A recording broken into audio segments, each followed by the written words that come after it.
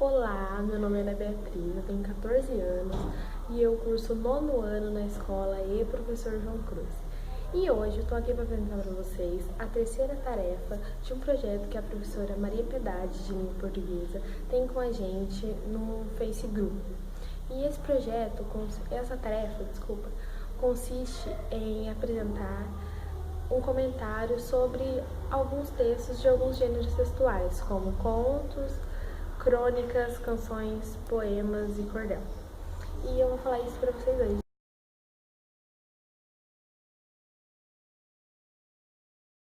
Lado a Lado, Bem Bolado é um conto de Pedro Bandeira que apresenta uma coisa bem comum no dia a dia de crianças que estão entrando na escola, que é a dúvida entre a separação de algumas palavras e formas de escrita. E no texto é apresentado os costumes dos povos antigos, que também é bem comum, geralmente passado pelos avós ou pelos pais mesmo. E é bem comum isso e ajuda bastante a criança, porque talvez ela não grave da forma literária de como se tem que fazer, mas da forma, digamos que divertida, ela aprende. E eu acho isso também já me ajudou no meu aprendizado, não só na língua portuguesa, mas também em matemática, como a tabuada do 9, que você faz nos dedos. E eu acho isso importante. É uma tradição antiga, mas que eu acho que deveria continuar sempre presente no aprendizado.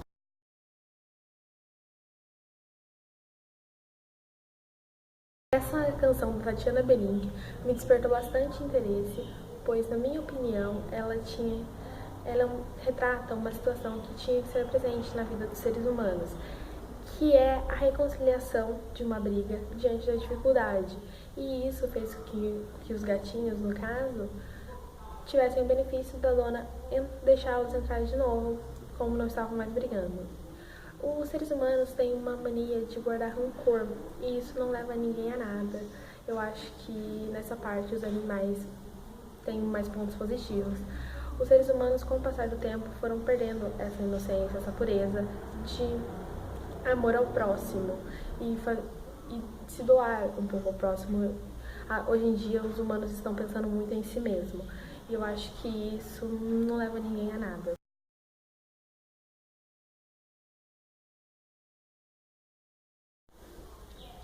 Papagaio Congelado é uma anedota de Ricardo Azevedo que mostra um papagaio mal educado, que fala bastante palavrão e que certo dia ele passou dos limites e o seu dono deu como punição colocá-lo dentro da geladeira.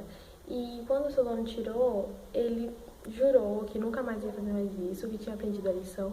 Porém, ele fez uma pergunta bastante instigante, que era porque tinha um frango sem pele congelado. E ele perguntou o que o frango tinha feito, porque ele achou que, assim como ele, o frango também estava de castigo.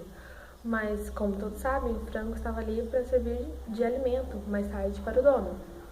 E eu acho que isso é uma dúvida, retrata uma situação metafórica, porém é uma dúvida realmente que muita gente tem. Por que a gente pode comer carne do frango e do papagaio não?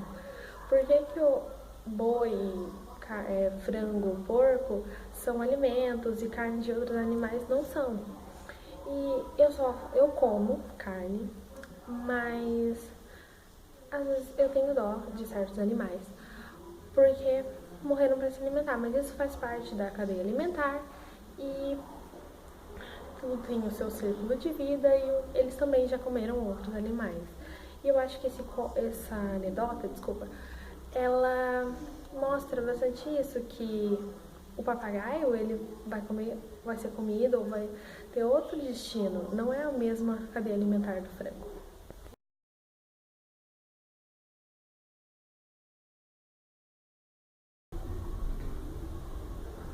A lenda apresentada é O Céu Ameaça a Terra, de Bette Midler. E essa lenda fala mais ou menos de como surgiu a distância entre o céu e a terra. E ela fala que antigamente os povos acreditavam que o que seguravam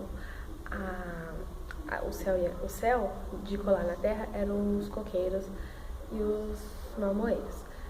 A criança fez flechas com algumas folhas que não poderiam ser comidas e foi arremessando para o céu, e isso fez com que ela subisse e ficasse da distância que tem hoje da Terra. Tem várias lendas de vários povos diferentes contando essa mesma história. Algumas lendas são semelhantes a essa, mas, na minha opinião, eu não acredito em lendas e são apenas superstições. Eu não acredito, mas eu respeito e não discordo totalmente. Acho que se alguém crê, tem um motivo, não é à toa.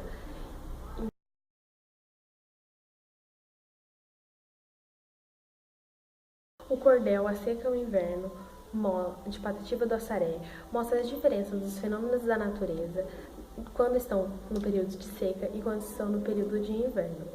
E de forma com rimas, na forma do cordel, que é um gênero de bastante cultura, mas mais apresentado no Norte e Nordeste.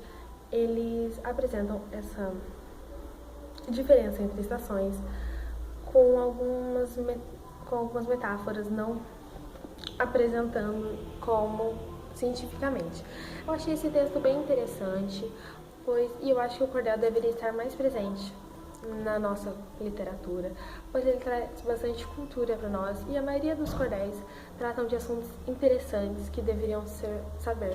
E esse é um deles, que trata de fenômenos da natureza, que às vezes muita gente não sabe o que são.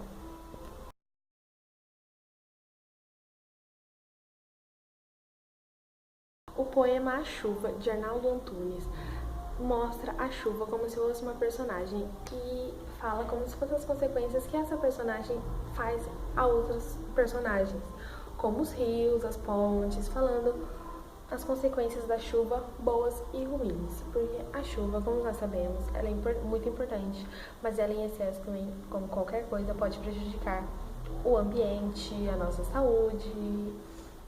Achei um texto bem interessante, pois às vezes é chato você ler um texto científico sobre a chuva. E nesse texto ele deu bastante características da chuva, bastante